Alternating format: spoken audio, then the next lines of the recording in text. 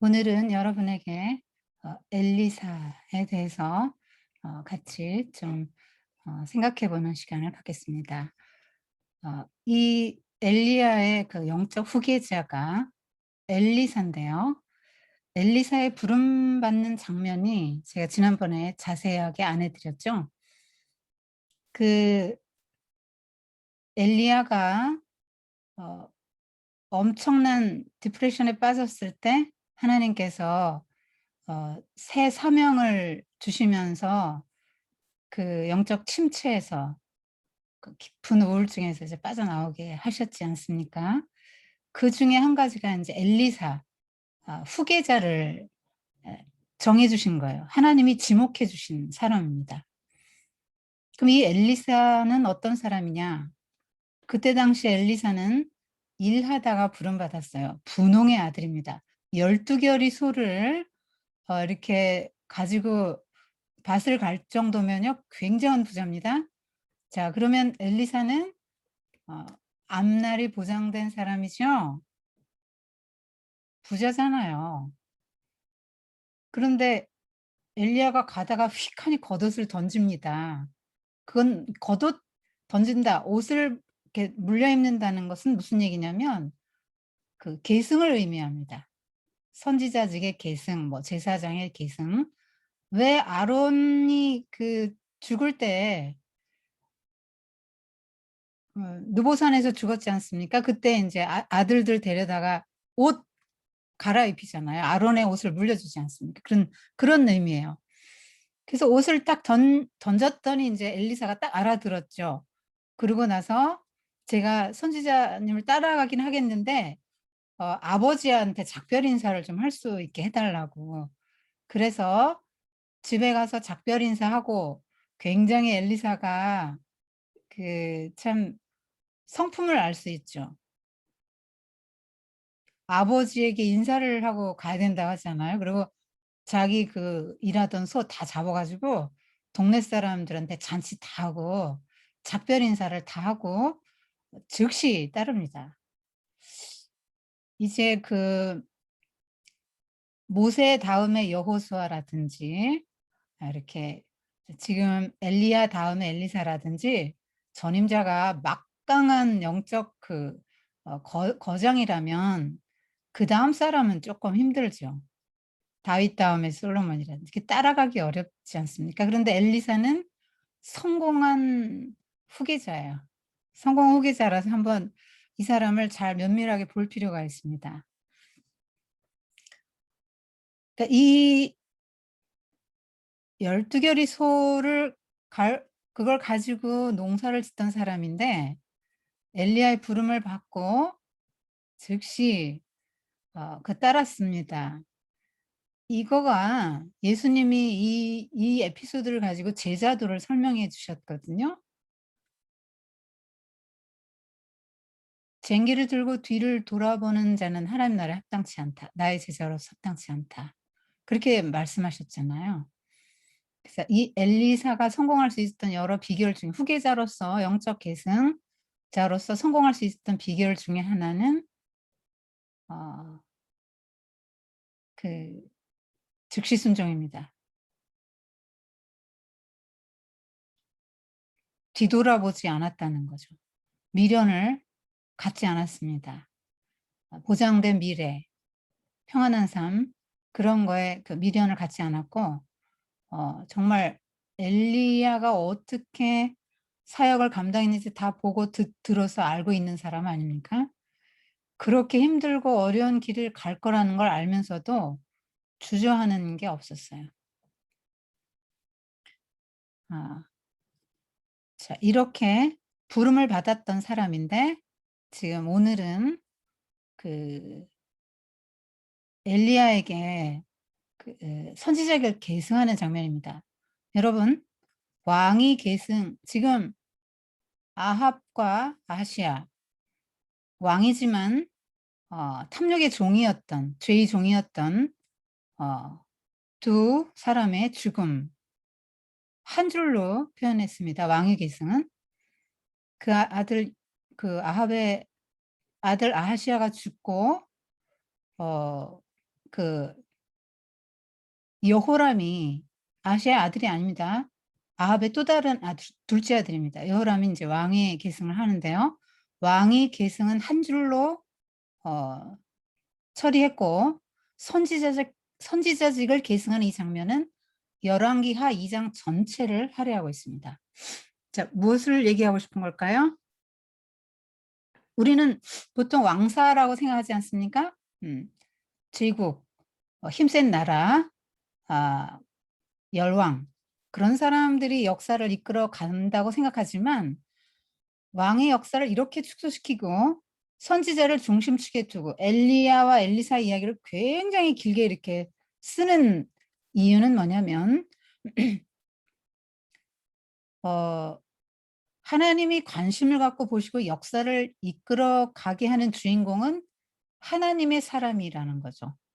선지자, 하나님의 사람이라는 겁니다. 그래서 지금 그 열왕기 상하 기자가 이스라엘이 패망한 이유를 쭉 천착해 들어가고 있는 과정이라고 했죠. 그러니까 그 이유를 밝혀줄 수 있는 사람이 선지자예요. 선지자가 하나님의 뜻을 전해주는 사람이니까 이스라엘의 패망한 이유는 하나님의 뜻을 쫓지 않았기 때문이다 했기 때문에 왕보다는 선지자에게 더 비중을 두고 지금 서술을 해 나가고 있는 것입니다. 엘리야가 승천하는 장면이고요. 선지자직이 계승되는 장면인데요. 이 엘리야의 모습은 승천의 그 관점에서 볼 때 예수님을 표상하기도 하고요. 그리고 그 성도, 죽음을 보지 않고 올라가는 성도를 표상하기도 합니다. 여러분, 우리가 보통 이렇게 성경책 읽다 좀 기가 죽지 않습니까? 뭐 우리는 도저히 난 이렇게 믿을 수 없어. 난 이렇게 할 수 없어. 하고 기가 많이 죽어요. 그런데 성경의 관점은 일관되게 뭐냐면 엘리야는 우리와 성정이 같은 사람이었다. 이렇게 말합니다. 그리고 모든 그 영적 거장의 허물과 한계와 약점을 다 기록합니다. 이게 무슨 말을 하고 싶은 거냐면 그들과 우리는 똑같다는 거야. 똑같은 사람이다 이렇게 말합니다. 그래서 엘리야가 승천했다면 우리도 죽음을 보지 않고 우리도 승천하는 거예요. 우리도. 예수님도 승천하셨죠. 그 예수님을 믿는 우리는 당연히 그분의 뒤를 따라가는 겁니다. 우리는 죽음을 보지 않고 영생의 세계로 이미 들어온 사람들이죠. 육신의 장막만 이제 벗어버리면 그대로 하나님 나라에 들어가는 것입니다.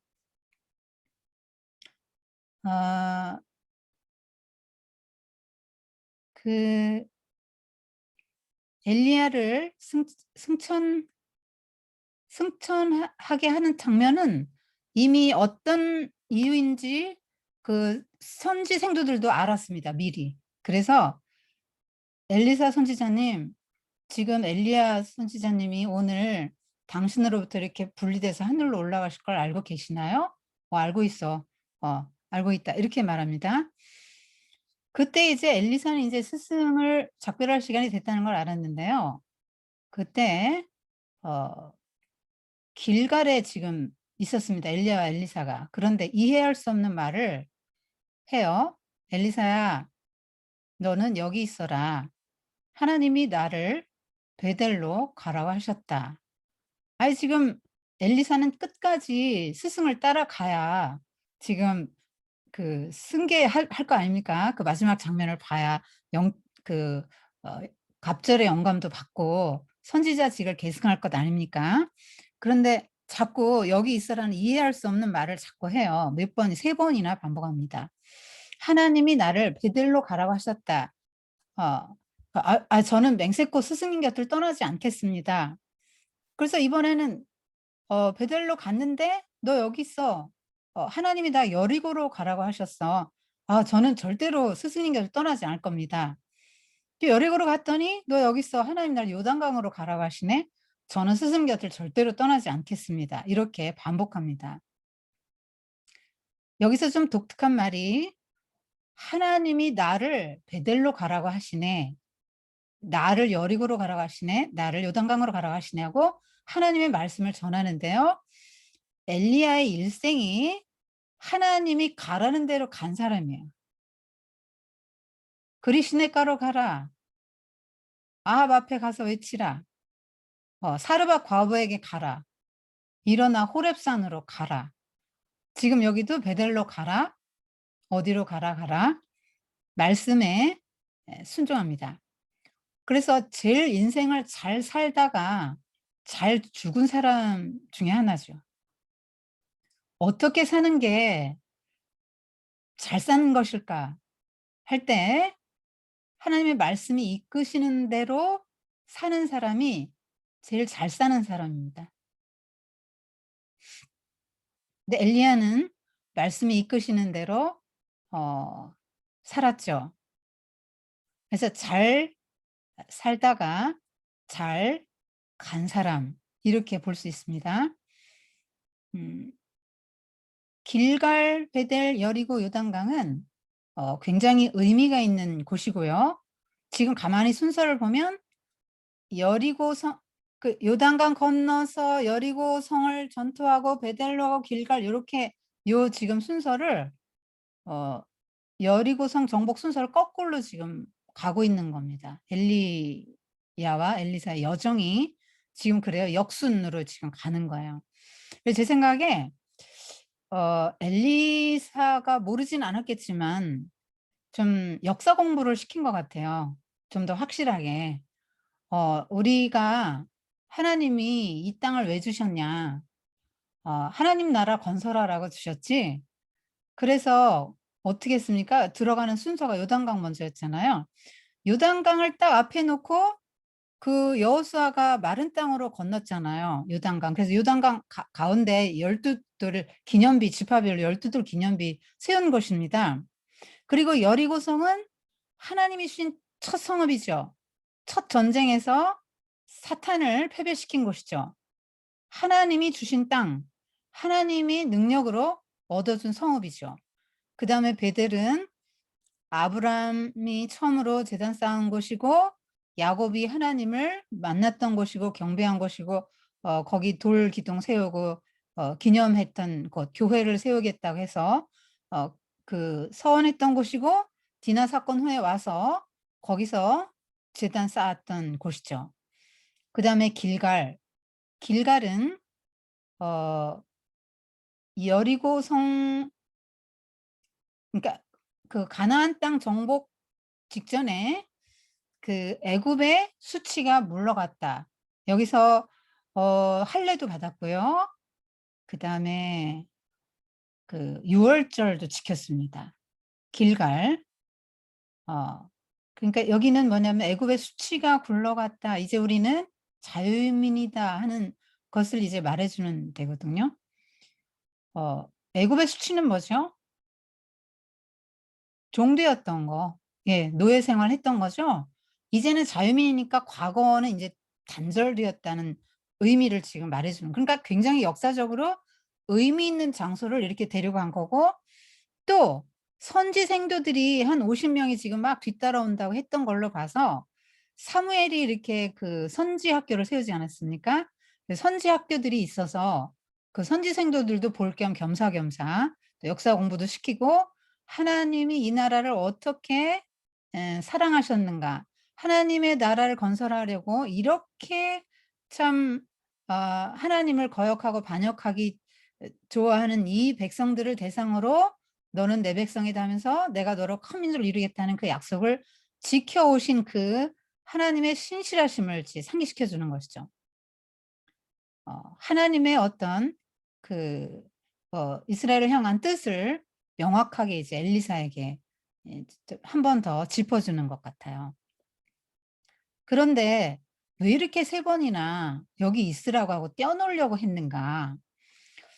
어 아무래도 그 엘리야가 얼마나 고통을 받았습니까? 선지자직을 감당하면서.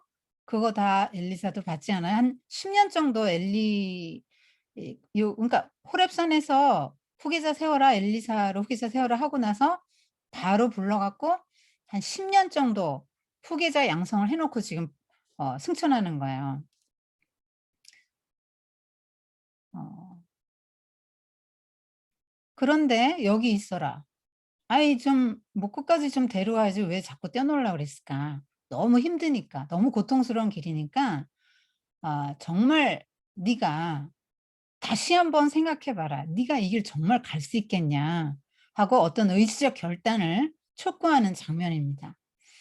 그래서 하나님을 아주 사랑해야 되고 하나님의 신실하심과 그 사랑, 이스라엘 백성들을 향한 계획, 뜻, 하나님의 나라를 이 땅에 세우시려는 하나님의 뜻, 그다음에 누군가는 그 일을 섬기고 그 영혼들을 섬기고 받들어야 될 텐데 하나님의 뜻을 그 일을 "네가 정말로 할 수 있겠느냐."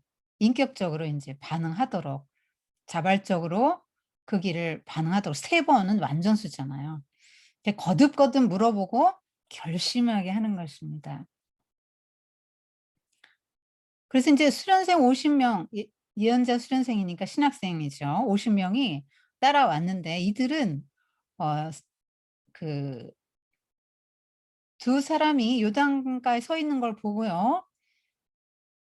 엘리야가 승천하고 또 엘리사가 그 영적 후계자가 되어서 요단강물을 탁탁 치고 스승이 한 그대로 하는 걸 눈으로 본 목격자들이 되고 증인이 되었습니다. 어 그래서 엘리야가 어 요단강가에 딱 섰을 때 겉옷을 둘둘 말아서 요단강물을 탁 내리치니까 물이 쫙 갈라집니다. 여기서 뭐가 연상됩니까? 홍해의 바다가 모세가 지팡이를 가르치니까 착 갈라지지 않았습니까? 예. 그거 연상되죠. 그다음에 여호수아도 역시 제사장과 언약궤 앞세우고 갔을 때 요단강이 착 갈라졌죠, 마른 땅으로. 이게 뭐냐면 하나님의 권능을 보여주는 거고요. 출애굽의 하나님, 가나안 정복할 수 있도록 요단강을 그 물이 창일할 때 요단강을 건너서 가나안 정복을 할 수 있도록 해 주신 그 하나님이 여전히 지금도 변함없이 신실하게 이스라엘과 함께 하신다는 거를 보여주는 거예요, 이 장면이. 이걸 보는 사람들은 다 무슨 생각을 했겠습니까? 그때 하나님께서 이스라엘을 이렇게 인도하셔서 가나안 땅으로 인도하신 그 하나님을 인제 예 그 연상을 했겠죠. 그리고 지금 바벨론 포로기에 이 열왕기 상하가 기록되었다 그러지 않았어요 제가? 그러니까 이 사람 그 열왕기 상하를 읽는 그 독자들 그 바벨론의 포로로 끌려간 이 사람들의 입장에서는 그 어떤 하나님이셨는가 자기들을 향한 하나님의 계획을 한 번 더 이렇게 리마인드 할 수 있는 인제 기회가 된 거겠죠. 하나님은 이런 하나님이고 애굽에서 끌어내서 "너는 내 백성이고 내가 너의 하나님이 될 거야." 하고 탁 끌어내서 광야를 어떻게 인도하셨고 가나안 땅까지 어떻게 인도하셨으며 하는 그런 것들을 이제 쭉 생각하겠죠. 그런데 하나님이 우리에게 가나안 땅을 주셨는데 우리가 하나님의 뜻대로 살지 못해서 우리는 가나안 땅에서 쫓겨났다. 이런 관점을 가지고 지금 열왕기 상하를 기술하고 있는 거예요.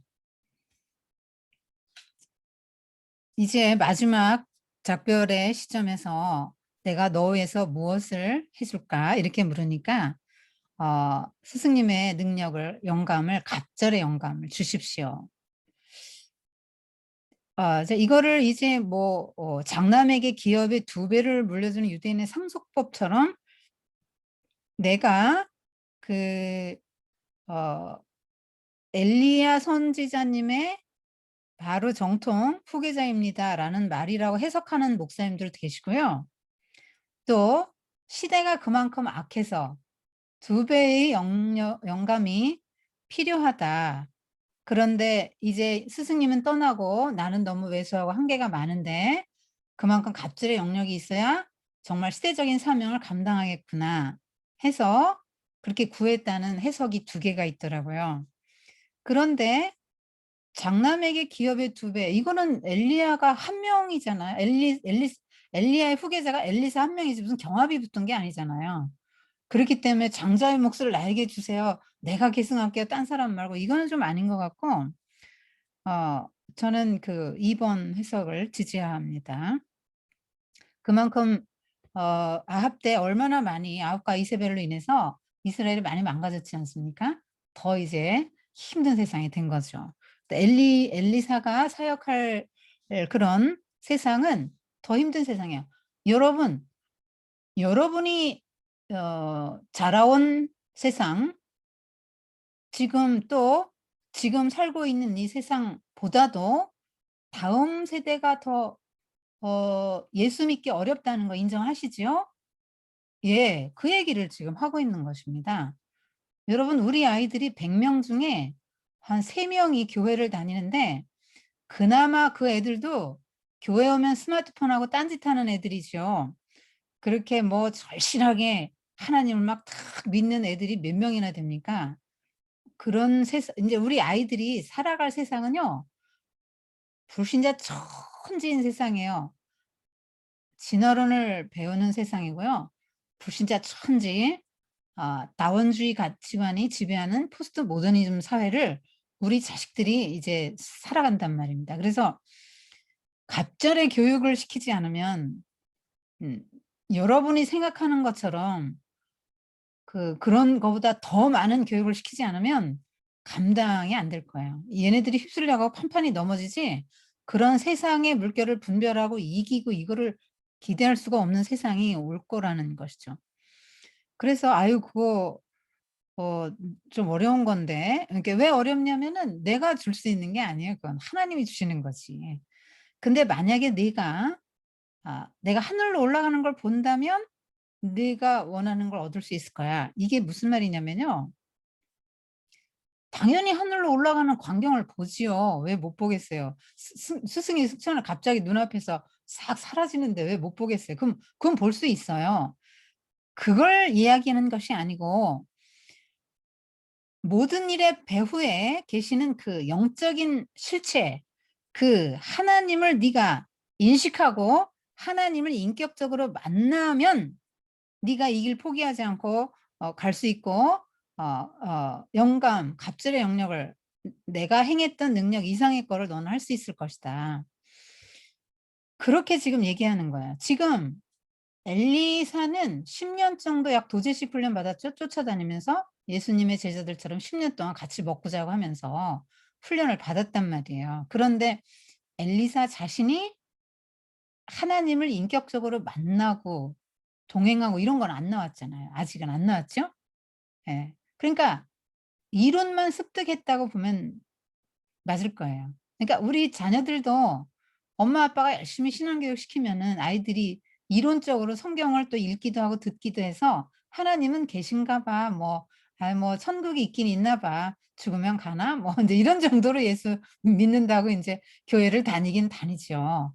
그런데 그 아이들은 인격적으로 하나님을 만나지를 못했단 말이에요. 근데 분명히 그런 기회가 와요. 분명히 그런 기회가 오는데 그렇게 해서 하나님을 인격적으로 만나는 거죠. 인격적으로 만난다는 게 뭐냐? 인격이라는 게 뭡니까? 지정의 3 요소를 보통 인격의 요소라고 하잖아요. 그러니까 내가 예수님을 알고 아는데 그냥 배워서 아는 게 아니라 만나서 아는 거예요. 내가 지금 대통령이 누군데 이런 거 아는 거하고 내가 대통령과 한 달 같이 살아보고 혹은 학교를 같이 나오고 이렇게 아는 거 다르잖아요. 그러니까 이 그냥 아는 데가 아니라 내가 예수님을 겪어 봐서 아는 이 지식, 그다음에 감정적으로 느끼는 거죠. 예수님의 감정, 심정도 느끼고 또 예수님 마음도 헤아리고 알고 또 의지를 들여서 예수님을 따라가려는 마음도 생기고 이제 요런 그 인격적인 알미 지금 그 만남이 수반되어야 주의 종의 길을 갈 수 있다고 지금 말하는 거예요. 근데 사실 그 언젠가 삼일교회 송태근 목사님이 설교를 하시는데 장로님들하고 인제 제자 훈련을 쭉 했대요. 그런데 그 장로님들이 그렇게 말씀을 하셨다 그럽니다, 그중에 한 분이. 어 "저는 이제야 하나님 만났다."고. 이제야 거듭났다고. 그러니까 수십 년 예수님 믿고 장로님까지 했는데 하나님을 못 만나고 인제 신앙생활을 해온 거죠. 왜냐면 우리 교회들이 그냥 교회 좀 출석 잘하면 집사 주고 하나님 만났든 안 만났든 간에 출석 좀 잘하고 봉사 11조 좀 하고 하면은 다 직분 주잖아요. 근데 신앙생활을 배우게 하잖아요. 주일 성수 뭐 이런 거 해서 11조, 봉사 뭐 이런 구제 뭐 이렇게 해서 신앙생활을 먼저 가르치고 하나님 만나는 걸 먼저 가르치는 게 아니기 때문에 자기는 하나님 만났다고 안다고 생각하는 거예요. 착각하고 인제 그렇게 다니지만 사실은 만난 건 아니에요. 인격적으로 만나면 반드시 변화가 옵니다. 왜냐하면 이게 출생과도 같은 거기 때문에. 근데 내가 엄마 뱃속에서 나왔으면 분명히 다른 현상이 생긴 거 아니에요? 나 엄마 뱃속에서 그 물이 출렁출렁하는 양수 속에 살다가 지금 또 다른 세상에 나온 것처럼 출생이라는 건 어떤 변화를 반드시 수반을 해요.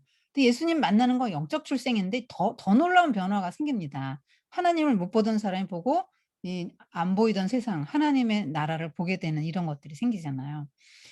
그래서 어 정말 공부 아무리 많이 한 목사님이라고 해도 하나님을 만나지 않은 분은 목회가 어려운 거죠.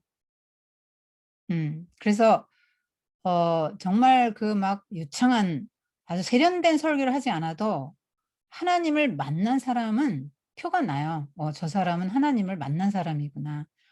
'저 사람이 하는 말은 하나님의 입에서 나오는 말씀이구나.' 하는 거를 우리가 인제 알게 되는 것이죠. 근데 갑자기 불말이 끄는 불전차가 나타났습니다. 그리고 회오리 바람에 엘리야를 휘감아서 인제 하늘로 데리고 올라가는데요.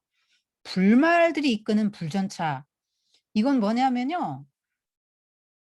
이 불전차는 에스겔 선지자도 봤거든요. 불전차를 타고 바벨론까지 막 쫓아오신 하나님을 에스겔이 그발강가에서 보고 나서 에스겔도 제사장이었는데 그 끌려가서 하나님을 만난 후에 그때부터 비로소 참된 사역을 시작합니다. 이 불전차가 하나님이에요. 하나님이 타고 오는 건데 지금 하나님이 타고 오지는 않았겠죠. 마중 나오지는 않았겠지만 천사를 보냈겠죠. 불말과 불전차를 보낸 거죠. 말하자면 하나님 전용기를 보낸 거예요.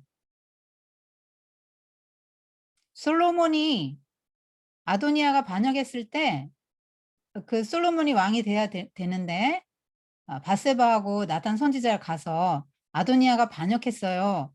근데 다윗 왕이시여 전에 솔로몬이 왕 될 거라고 하시지 않았나요? 그랬지. 자, 내 노새를 내어 주거라. 그래서 솔로몬에게 태워서 기혼 셈으로 가라. 뭐 거기서 기름 붓고 뭐 이런 거 하잖아요. 왕의 전용기를 내준 거죠. 그거는 인제 확실한 거 아닙니까? 지금 하나님이 지금 얼마나 놀라운 그거를 지금 엘리야에게 주신 겁니까? 엘리야가 굉장히 고통받는 사역을 했잖아요. 그 바알 선지자, 아세라 선지자는 좋은 옷 입고 호의호식 했잖아요, 왕궁에서. 그때 이 사람 뭐 먹었죠? 그리 시냇가 바짝 마른 데 가서 까마귀가 물어다 주는 거 쪼끔씩 먹고 죽지 않을 만큼 먹고 연명하는 삶을 살았죠. 그것도 부자도 아니고 사렙다 과부 집에서 맨날 떡 하나 이런 거 그냥 먹고 살았잖아요. 그리고 그가 감당해야 됐던 사역은 또 얼마나 힘들었어요. 아합에게 가서 외쳐야 됐잖아요. 그런 모든 사역의 그런 수고 이런 것들 하나님이 다 알고 계신 거죠. 그래서 "난 너 죽는 거 원하지 않아. 살아서 어 와라." 하고는 특별 전용기를 보내신 겁니다. 특별 대우를 해 주시는 것이죠. 음. 그러면 또 인제 우리는 생각하죠. '하나님 나는요 엘리야처럼 아합 앞에서도 선 적도 없고요. 나는 뭐 그렇게 예수님 믿는다고 까마귀 날라다 주는 거 가지고 먹는 정도로 고생도 안 해 봤는데 나는' 그럼 이렇게 생각하겠죠. 여러분은 어떨 것 같아요? 차별 대우하실까요? 물론 차별 대우하시겠죠. 그러나 모든 성도들을 다 그렇게 주님이 환영하시고 "고생했다. 고생이 많았다." 하시면서 우리를 맞아 주십니다. 왜냐하면 구원은 우리의 공로로 말미암는 게 아니기 때문에 상급은 다르죠. 아니 뭐 엘리야하고 같은 상급 받으려고 하시면 안 됩니다. 상급은 다른데 구원, 그분이 우리를 맞아주시는 구원은 똑같아요. 왜냐하면 예수님이 그 하나님을 위해서 사역을 많이 한 사람들만 위해서 죽어 주신 게 아니잖아요. 예수님은 우리 모두를 위해서 다 동일한 값을 지불하셨기 때문에 다 똑같이 대우하신단 말이에요. 그래서 어 하나님은 우리를 다 똑같이 예수 그리스도를 그 값을 지불하셨기 때문에 우리가 가잖아요. 우리가 엘리야만큼 고생 안 했어도 사는 게 다 힘들어요. 여러분 얼마나 남편 때문에 고생하고 자식 키우느라 고생하고 삶이 고생이지 않아요? 시부모님 또 친정 부모님 또 편찮으시면 다 또 해야 되고 얼마나 그런 과정들이 사는 자체가 이 죄악된 세상이기 때문에 너무너무 사는 게 힘들죠. 또 가족끼리 사별하고 이거 너무 어려운 길이잖아요.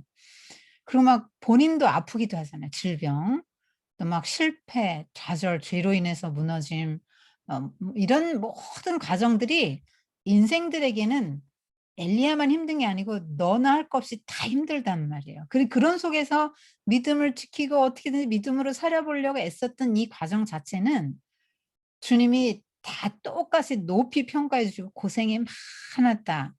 하고 우리를 맞아 주신다는 거예요. 그러면 우리는 주님 앞에 눈물 펑펑 쏟는 거죠. 왜? 왜?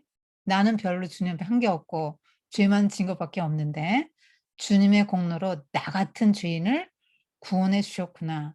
이렇게 동일한 구원의 은혜를 '내가 정말 한 것도 아무것도 없는데 베풀어 주시는구나.' 해서 우린 주님 앞에서 펑펑 울 수밖에 없을 거예요. 근데 또 엘리사가 뭐라고 합니까? "나의 아버지여, 나의 아버지여 이스라엘의 전차와 기병이시여." 여러분 선지자가 정말 큰 복이죠. 지금 뭐라고 부릅니까? Father 이렇게 부르잖아요. 그리고 이스라엘의 전차하고 기병이래요. 이게 무슨 말입니까? 물론 뭐 인제 영적인 후계자니까 인제 아버지라고 불렀는데요. 아버지 같은 존재였지 이스라엘 전체에도. 그리고 이스라엘 전차와 기병의 역할을 감당했죠. 그 엘리야가 지금 사역한 것들이 그 왕의 아합 왕에게도 외쳤고 이스라엘 백성들을 향해서도 "하나님이 참 하나님이다. 참 하나님 여호와께서 참 하나님이다." 자기 이름값 했거든요. 엘리야가 그런 이름인데 그렇게 살았는데 이 엘리야의 역할이 한 나라를 구하는 전차와 기병의 역할을 감당했다는 거죠. 나중에 엘리사가 죽을 때도 요아스 임금이 그렇게 말합니다. "이스라엘의 병거와 마병이여." 이렇게 합니다. 왜냐하면 지금 보세요. 불말들이 이끄는 불전차가 나타나서 지금 엘리야를 데려가잖아요. 그러면 이 불말과 불전차가 엘리야만 보호했습니까? 엘리야 개인만 보호했겠습니까? 이스라엘도 보호했겠죠. 그러니까 불의 사자 하나님이 함께 하도록 불을 내리게 하는 그 불의 사자는 결국 그 불말과 불병거로 이스라엘을 지킨 사람이다라는 인제 얘기가 되는 것이죠. 그렇게 해서 승천한 다음에 아 이제 엘리야가 했던 대로 그러니까 선지자 스승이 했던 그대로 배운 그대로 본 그대로 합니다. 이게 교육이 얼마나 중요한지 알겠죠? 본 그대로 합니다. 탁탁 치는데 "이스라엘의 하나님 어디 계십니까?" 하니까 양쪽으로 쫙 갈라지면서 마른 땅이 드러나서 다시 마른 땅을 건너서 요단강을 건너옵니다. 그걸 보는 순간 50 명이 지금 바라보고 있었다 그랬죠? 선지생도들. 엘리야의 능력이 엘리사에게 내렸다고는 어 엘리사에게 달려서 엎드립니다. 뭘 말합니까? 인정합니다 이 말이죠. 엘리야의 후계자인 것을 인정하고 우리도 당신에게 순종하겠습니다 이 말입니다. 자, 이 엘리사는 주로 이제 베델에 살면서 하나님의 예언자로 활동했습니다. 그러니까 뭐 모세가 죽으면 끝장날 것 같지만 여호수아가 했고요. 엘리야가 가면 안 될 것 같지만 엘리사가 또 바톤 타치에서 합니다. 그래서 '나 없으면 뭐가 안 돼.' 뭐 이런 생각하시면 안 되죠. 이게 조금 달라요. 보통 엘리야 목사님을 선지자님을 10년 따라다녔다. 그러면은 기질이나 말투나 행동이나 뭐 하여튼 거의 다 닮지 않을까요? 우리 뭐 교계에서도 보면은 그 목사님이 워낙 막강하면 그 밑에 부목사님들 전부 다 어 담임 목사님 그 설교 투 다 닮아가더라고요. 들어보면 되게 비슷해요. 예. 그런데 이 엘리사는 10년 쫓아다녔는데요. 자기 개성을 잘 간직했어요. 이 사람은 이 선 엘리야하고 모든 면에서 달라요. 엘리야는 막 혼자 했잖아요. 불의 사자. 막 엄청난 그 다혈질의 성격인 사람인데 지금 요 엘리사는 조용한 사람이에요. 그리고 혼자 일하지 않고 함께 일합니다. 함께 사역하고요. 그다음에 주로 엘리야는 막 왕을 대상으로 막 돌직구 날린 사람인데 요 사람은 그렇게 왕하고 붙지 않아요. 그리고 인제 주로 서민들을 대상으로 하고 이렇게 서민들을 위해서 '하나님이 어떤 분이다.' 하는 거를 보여줘요. 그러니까 굉장히 따뜻한 목회자 같은 선지자예요. 선지자하고 목회자는 좀 다르잖아요. 근데 이제 목회자 선지자는 막 사정없이 신랄하게 비판하고 정죄하고 이런 거잖아요. 근데 그런 거 인제 엘리야가 잘했고 한번 생각해 보세요. 지금 열왕기 상하를 그 지금 바벨론의 포로로 끌려간 사람들이 쓰고 있고 1차 독자가 그 사람들이라니깐요. 그러면은 '우리가 왜 이 꼴이 됐지?' 하고 반성을 하고 '그래 이 죄 때문이야.' 하고 막 다 죄를 회부하고 막 조상 때부터 막 '이 죄 때문이야, 죄 때문이야.' 하고 막 지금 엄청 지금 혼나고 있는 거 아닙니까? 책망받는 거 아니에요. 그러면 이것도 이런 것도 한두 번이지 계속 지금 이렇게 하면은 듣기가 힘들다면 그러니까 제가 여러분한테 선지선 듣기 힘들다고 한 거예요. 계속 책망이 나오면 아주 불편하거든요. 이게 이 지금 그 바벨론 포로로 끌려간 사람 가제나 지금 그 지금 그런 상황에서 얼마나 지금 낙심하고 좌절하고 그냥 앞날에 희망이 하나도 없고 그런데 "죄 때문이야, 죄 때문이야." 뭐 "회개해, 회개해." 이런 소리만 지금 엘리야 스타일로만 계속 나가면은 더 좌절하고 힘 빠지죠. 그런데 지금 엘리사 스토리가 요렇게 짧은 곳에 그 기적이 소보록하게 지금 한 15 개가 나오는데요. 그것도 다 정말 얼마나 결핍된 상황의 사람들, 서민들, 여자들 뭐 정말 먹고 살기 생존의 이런 아주 극빈층 이런 사람들을 막 이렇게 섬세하게 돌봐준 따뜻한 그런 기적들이 나온단 말이에요. 좀 있을 만하죠, 이런 것도. 마음의 위로를 받지 않겠어요? 그렇게 돌보신 하나님이 우리의 하나님이라고? '아 그래. 우리도 돌봐 주실 거야.' 지금 이렇게 믿지 않겠어요? 그런 마음이 좀 위로를 받겠지요. 어 그래서 당근의 성격이 있습니다. 앞에 엘리야는 이제 채찍의 성격이 있다면 그 엘리사의 그 스토리는 당근의 성격이 좀 있어요. 그 이름이 엘리사의 이름이 나의 하나님은 구원이시라 이런 뜻인데요. 정말 구원자 하나님을 많이 이렇게 드러냈어요. 그래서 이름값 했어요, 이 사람도. 어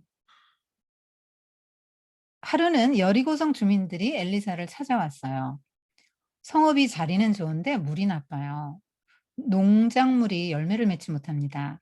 그렇게 하니까 새 대접에 소금을 담아오라 해서 하나님이 고쳐줄 거라고 말씀하셨다. 앞으로 이물 먹고 사람이 죽는다거나 너무 짜거나 또 예를 들면 뭐 쓰거나 무슨 뭐가 있어서 농작물이 많이 죽었나 봐요. 이 물에 어떤 문제가 있어서. 이제 "그런 일은 없을 거다." 해서 그 물을 바꿔 줍니다. 여러분 어 지금 요 물이 나빠서 농작물이 제대로 열매를 맺지 못하면 어 짐승, 사람 다 죽죠. 그러니까 죽음과 불임, 뭐 예를 들면 죽음 이런 거를 치료해 줬다는 거예요. 근데 이상하게 모세의 첫 기적도 마라의 쓴물 고친 거죠. 예수님이 이 땅의 첫 기적도 뭐죠? 물 고친 거잖아요, 포도주로. 그래서 이게 그냥 단순히 그냥 뭐 물 고쳤다고 볼 수도 있지만 새 대접에 소금을 담으라고 했다는 거를 쪼끔 의미를 좀 부여한다면 제가 볼 때는 어떤 가치관과 세계관의 변화를 의미할 수도 있을 것 같아요. 새 대접이잖아요. 소금은 또 변질되는 걸 방지하는 거고요. 그래서 가치관과 세계관의 변화가 삶의 문제를 해결해 줄 수 있다라고 말하는 것일 수도 있을 것 같아요. 그러니까 이 엘리사의 고치는 거를 보시고 '엘리사가 그렇게 했구나.' 이게 아니고 여러분이 엘리사가 된다면 여러분은 세상을 치료하는 사람이라는 거죠. 죽음의 세상을 무엇으로 치료합니까? 새 대접, 새 가치관, 예수의 가치관, 소금으로 세상을 변질되지 않게 하고 치유하는 역할이 우리에게 주어졌다는 것이죠. 그래서 생명의 역사는 하나님의 역사예요. 죽음의 역사는 사탄의 역사고요. 사탄이 지배하고 있는 이 세상에 생명의 역사를 일으켜라. 그래서 여러분이 제2의 엘리사가 되어야 됩니다. 엘리사는 예수님을 보여주기도 하지만 지금 엘리야나 엘리사 예수님의 어떤 한 면을 보여주죠. 그걸 점진적 계시라고 하거든요. 그러니까 어 전부 다가 아닌데 하나님 나라 예수님에 대해서 아주 쪼끔을 다 보여줘요. 뭐 이삭 예수님을 좀 보여주잖아요. 네 그런 식으로. 엘리야도 예수님의 어떤 면을 보여준단 말이에요. 또 엘리사도 보여주죠. 지금 다 치료하는 거 아닙니까? 죽음의 땅, 불임의 땅, 비생산성의 땅을 다 지금 치유하는 장면이죠. 생명의 역사를 일으키는 거잖아요. 그런 걸로 보면 이제 예수님의 모형 그 모습을 좀 보여주기도 하는데 이게 쪼끔씩 보여준단 말이에요. 예수님의 모습을 막 한꺼번에 확 열어서 보여주는 게 아니라. 근데 나중에 그 신약 때 예수님이 이 땅에 오시면서 확 열어 보여준 거죠. 지금 "하나님 나라는 이와 같은 거야." 하고 많이 보여주셨죠. 그전에는 선지자들로 요 모양 저 모양 쪼끔 보여주셨다. 히브리서에 이렇게 나와요. 이렇게 쪼끔 보여주시다가 어 예수로 말미암아 인제 많이 열어 보여주셨다고 히브리서에 나오지 않습니까? 그래서 요 선지자들의 역할은 그런 건데 그렇게 볼 수도 있고 여러분이 엘리사 교회와 성도가 엘리사로 볼 수 있다는 거예요. 역할이 주어진 역할이 생명을 살리는 거라는 거. 그다음에 베델로 지금 올라가는데 어 몇몇 소년들이 조롱합니다. 이 소년 그러면 어 솔로몬이 "저는 작은 아이입니다." 했을 때의 그 단어. 그러니까 내가 이 말을 하면은 '이게 나쁜 말이다. 좋은 말이다. 이 말은 어떤 뜻이다.' 라는 거를 분별을 못하고 한 게 아니에요. 인제 뭐 대여섯 살 애들이 어른들이 뭐 가르쳐 주고 뭐 한 대로 의미도 모르고 막 이렇게 한 게 아니고 분별할 수 있는 사람들이라고요. 젊은이들이에요. 근데 뭐라고 조롱하냐면 "대머리야, 대머리야. 빨리 올라가라, 올라가라." 이렇게 한단 말이에요. 이게 뭐냐면 지금 어 엘리야가 승천했으니까 "너도 꺼져." 이 말이에요. "너도 꺼져." 지금 그 금송아지를 섬기는 곳이 베델이 원래 하나님의 집인데 우상의 집으로 지금 타락했지 않습니까? 거기서 경건한 선지자들이 대접받지 못하고 이렇게 놀림받을 만큼의 북이스라엘이 타락했다는 거죠. 그때 정말 이해할 수 없는 일이 벌어져요. 암콤 두 마리가 튀어나와서 42명 집단적으로 노래를 불렀다는 거죠. 지금 42명이 입을 모아서 노래를 불렀다는 거예요. 그러니까 그 영적 분위기를 말해 주는 겁니다. 그때 암콤 두 마리가 40 명을 죽였다. 그래서 야, 진짜 하나님 너무 잔인하다. 이렇게 생각하시면 안 되고, 자, 베델이 우상 숭배의 중심지잖아요. 근데 하나님은 자기 영광을 스스로 쌓으시는 분 아닙니까? 그래서 엘리사에게 영적 권위를 딱 실어주시면서 하나님이 살아계신다. 그렇게 모욕을 받으실 분이 아니다라는 거를 보여주시는 거죠. 경고입니다. 여러분, 광야에서 그 고라 자손들, 그래서 그 모세와 아론을 대적했을 때 하나님이 모세와 아론의 권위를 굉장히 세워주시죠. 모세 아론의 지팡이만 싹 나고 뭐 이런 거 또 뭐 그런 거 그들의 화로는 뭐 다 땅속으로 들어가면서 매장되고 이런 것들이 다 뭐냐면 하나님 너무 잔인하다라고 보시기보다는 그만큼 하나님께서는 하나님이 세운 종의 영적인 권위를 존중하시고 세워주신다는 거예요. 근데 여러분 이 영적 권위 없으면 절대로 일 못합니다. 여러분 가정에서도 지금 애들이 엄마한테 만약에 대드는 수위가 위험 수위를 넘잖아요.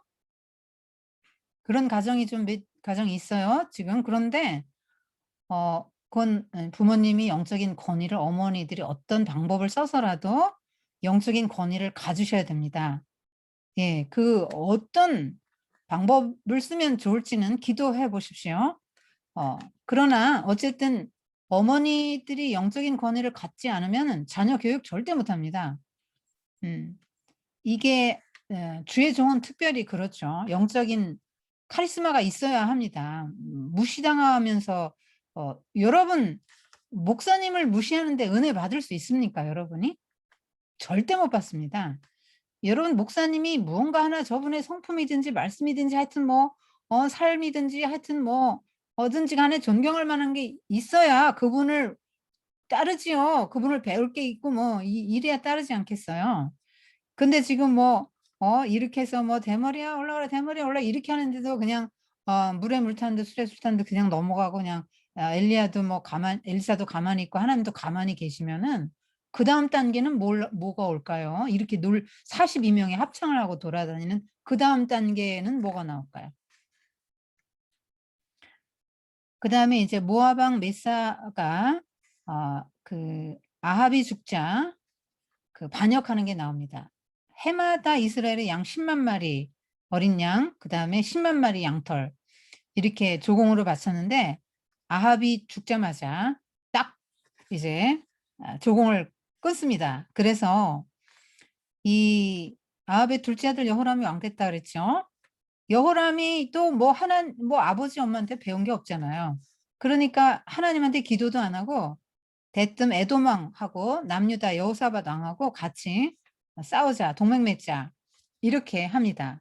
근데 한 일주일 만에 지금 뭐 물이 떨어지니까 짐승도 죽고 뭐 사람도 다 죽게 생겼어요. 근데 이 유다 왕 여호사밧은 지난번에 아합 왕 때도 죽을 뻔했잖아요. 옷 바꿔 입고 아합 때문에. 근데 이번엔 또 가지 말아야지 또 왜 갑니까? 그런데 하여튼 이번에도 갔어요. 하여튼 거절 못하는 사람이에요, 이 사람은. 좀 맺고 끊는 맛이 없는 것 같아요. 그래도 여호사밧 왕이 하나님에게 인제 신실한 사람이기 때문에 그 여호사밧 왕이 선지자를 찾아요.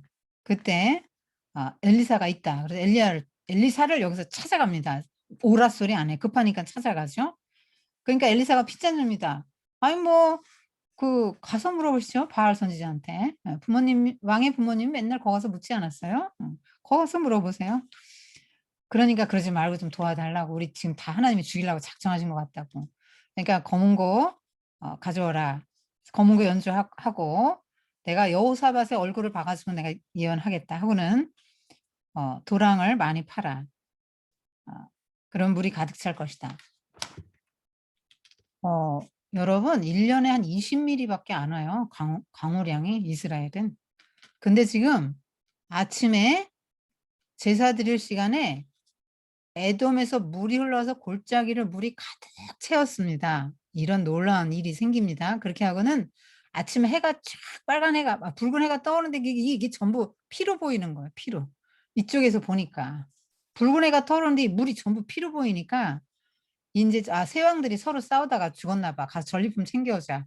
그러고는 모압 군사들이 거의 무방비 상태로 왔습니다. 그러니까 뭐 당연히 이기죠. 그런데 이제 모압 왕이 죽기 살기로 이제 뭐 자기 아들 성벽 위에서 불태워서 인신공의 드립니다. 그렇게 해서 이스라엘 연합군이 통분해가지고 그냥 돌아와요. 왜냐면 그냥 모압 완전 초토화 시켜가지고 그렇게 하는 거는 하나님이 원하지 않는 거죠. 그건 이제 제국 세우는 거니까 힘의 논리니까. 그런 정도로 하고 이제 돌아옵니다. 여러분 여기서 선지자의 역할, 자 종교적인 면에만 국한되지 않았죠. 나라를 구하는 일도 개입이 되는 겁니다. 지금 그러니까 종교적인 면, 정치적인 면. 그 다음에 선지자들이 이제 우리 다음 시간에 아모스 배울 건데요. 이 선지자들이 사회 경제적인 면에 대해서 굉장히 지금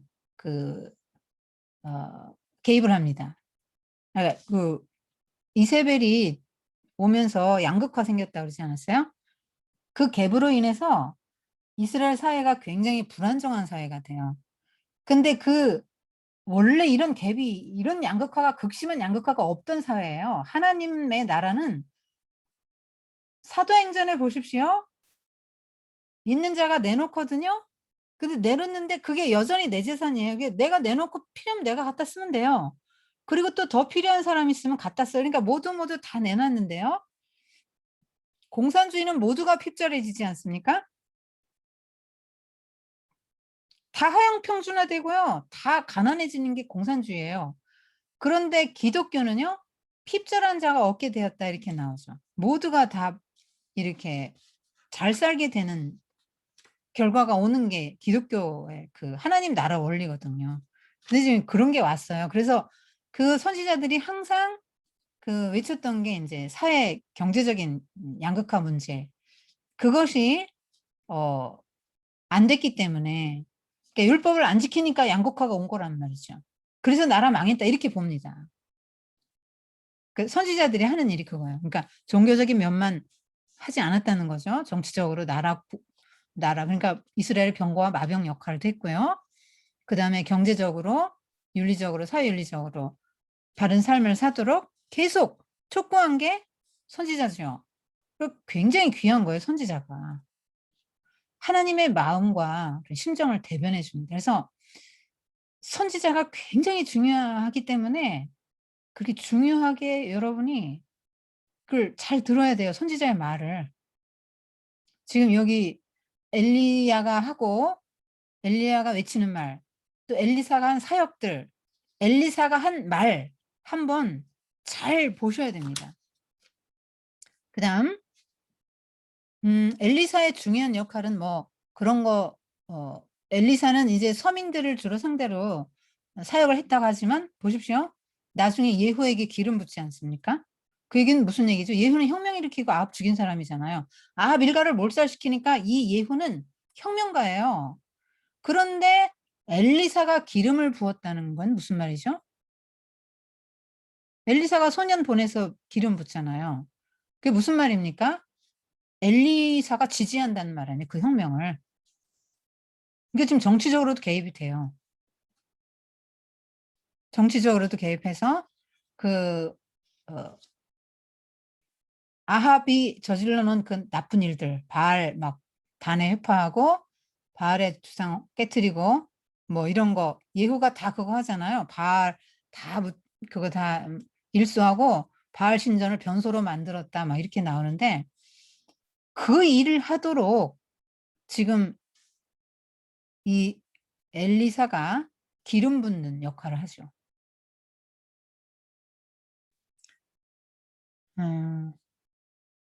그래서 선지자가 정말 하나님의 그 마음과 뜻을 대변해 준 중요한 인물이다 하는 거 생각해 보시고요.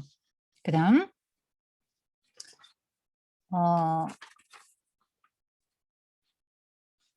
하루는 예언자 수련생 가운데 한 사람의 아내가 엘리사를 찾아왔습니다. 이렇게 호소하는데요.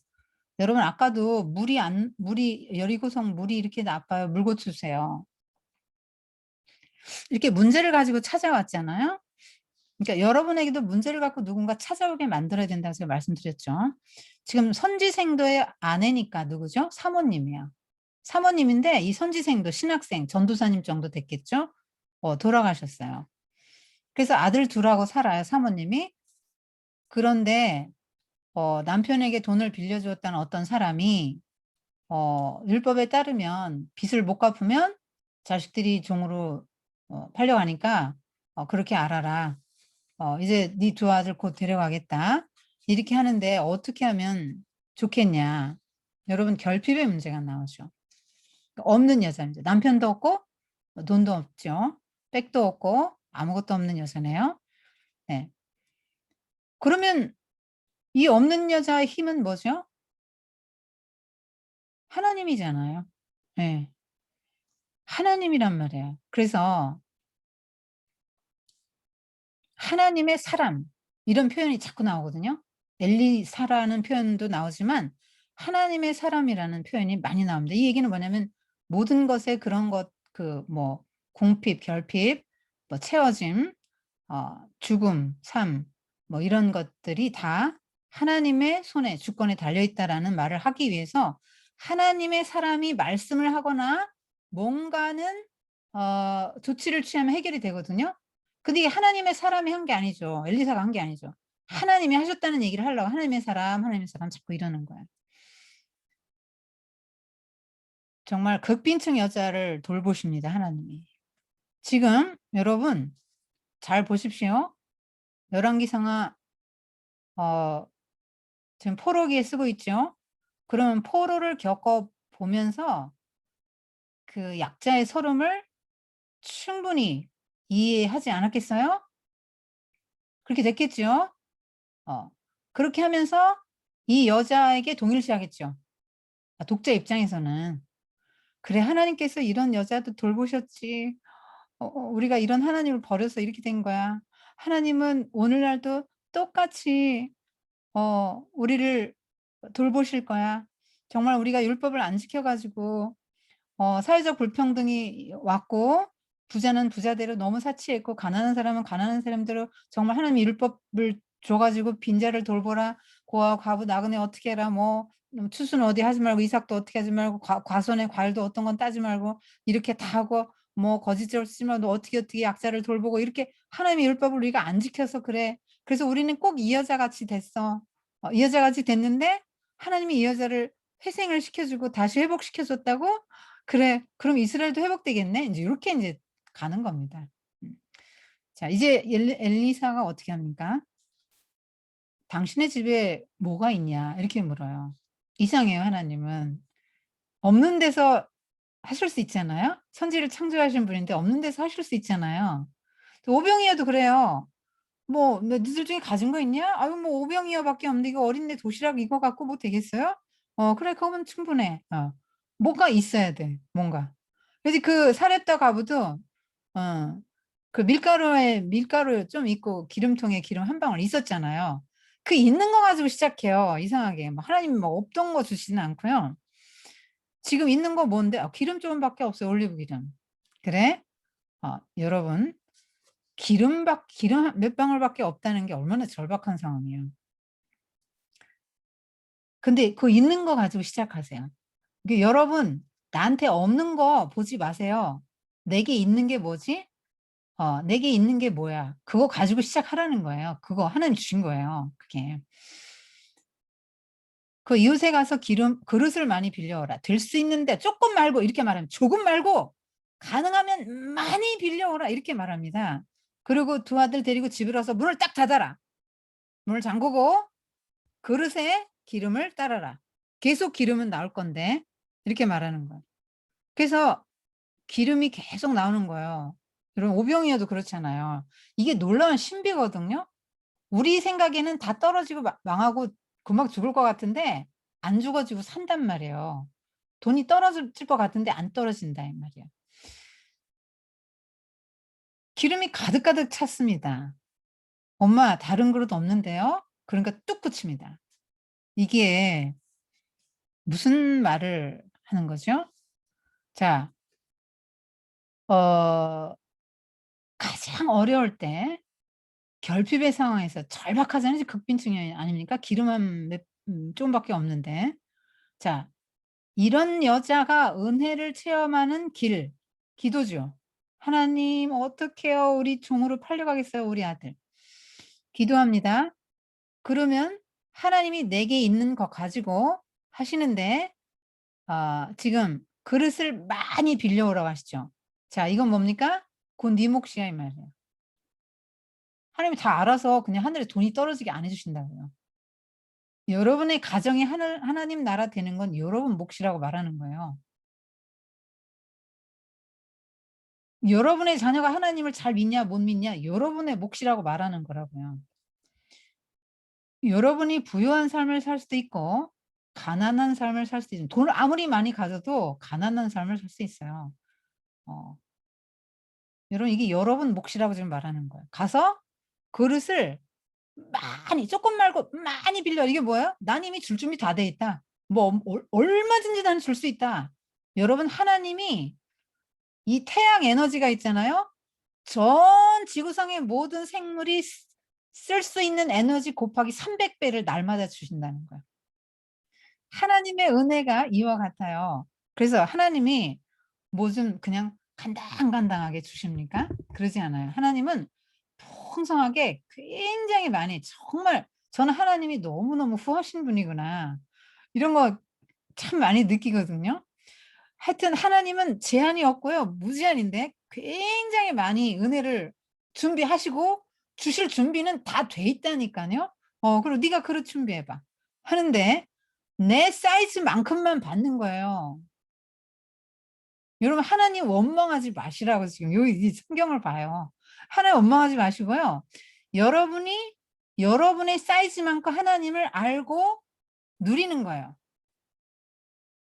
여러분만큼. 그리고 집으로 가서 문을 잠그고, 자 지금 굉장히 영적 집중이지요.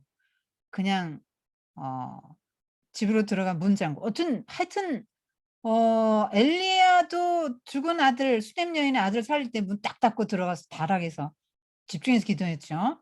일체 거기 다른 데 신경 안 잡으면 하나도 못 들어가게 하는 거예요. 집중력, 영적 집중력을 말하는 겁니다. 지금 여기서도 왜 문을 닫으라 그래. 문 안 닫으면 사람들이 더 볼 텐데. 어머나 이게 하나님의 기적, 더 볼 거 아닙니까? 그런데 문 닫어.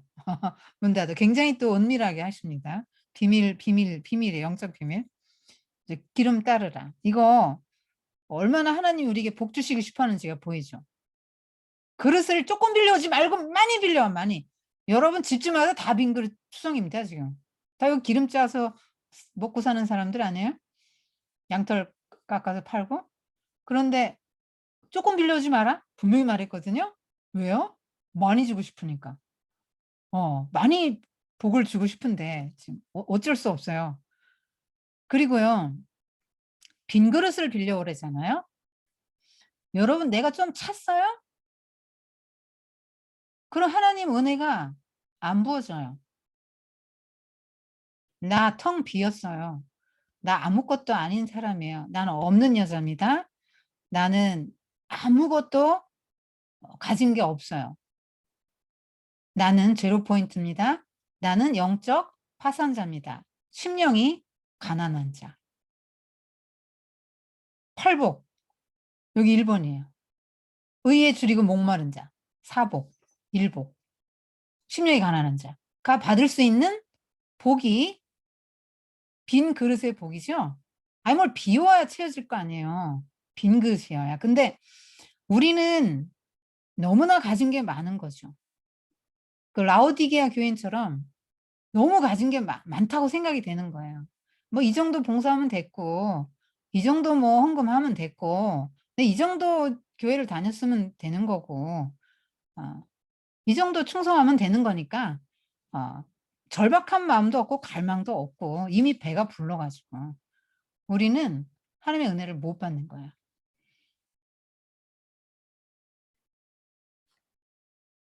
얼마나 지금 다들 감은 상황에서 기름값이 올랐겠어요. 다 가물었는데. 빚을 갚고도 넘치게 남죠. 오병이어도 어떻습니까? 5천 명 먹이고도 12 강줄이 남게. 풍성하게. 그래서 하나님은 자기 백성의 부르심을 외면하지 않은 이렇게 좋으신 하나님, 요 하나님의 이미지를 지금 포로로 가 있는 사람들이 갖게 되는 거예요. 다시 한번 이제 리마인드 하는 거예요. 하나님 이렇게 좋으신 분, 우리도 회복시켜 주실 분. 그다음에 엘리사가 수넴 지역을 지나는데 한 부자가 살고 있었어요, 여자가. 근데 꼭 그 여인이 엘리사가 지나가면 청해 가지고 식사 대접을 꼭 하는 거예요. 식사 대접을 하는데 엘리사가 그 지날 때마다 그래서 그 집에 인제 자주 갑니다. 예수님이 마리아네 집에 가셨던 것처럼 거길 지나갈 때마다 이제 꼭 그 집에 들러서 이제 너무 잘 대해 주니까. 근데 이 여자는 어떤 여자죠? 부자인데 "여보, 저분 하나님의 사람이" 딱 알아봤어요. 하나님의 사람을 알아보죠. 그리고 남편도 신앙생활을 같이 하는 것 같아요. "우리 이렇게 옥상에 작은 방 하나 꾸며서 하나님의 종이 머물 수 있도록 침대, 식탁, 의자, 촛대, 기도할 수 있는 기도 촛대 다 이렇게 세팅해 놓자고. 우리 집에 왔을 때 언제라도 편히 쉬어 가게 인제 해 드리자." 그러니까 뭐 좋다고. 이 남편도 되게 착한 것 같아요. 그리고 이 여자는 부자인데요. 돈을 진짜 잘 쓰는 여자예요. 여러분, 이 여자가 돈 쓴 건 성경에 지금 수천 년이 지금 되도록 이게 지금 기록되어 있습니다. "이 여자가 돈을 이렇게 썼다. 이 여자가 마음을 이렇게 썼다." 이게 다 지금 기록되어 있죠. 하나님의 책에도 기록됐겠죠. 우리가 하는 것도 다 기록이 될 것입니다.